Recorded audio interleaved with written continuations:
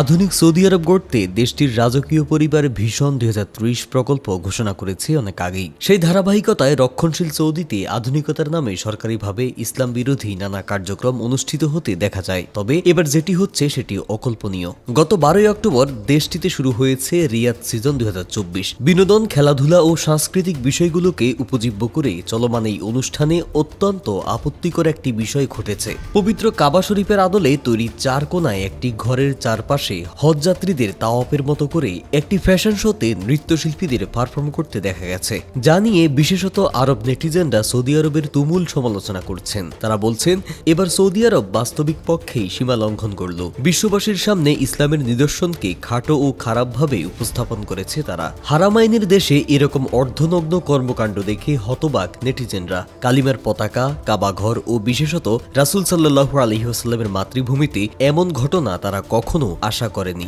এজন্য কোরআনের আয়াতের উদ্ধৃতি দিয়ে তারা বলেছেন, আল্লাহ হয়তো আমাদের ধ্বংস করে দেবেন।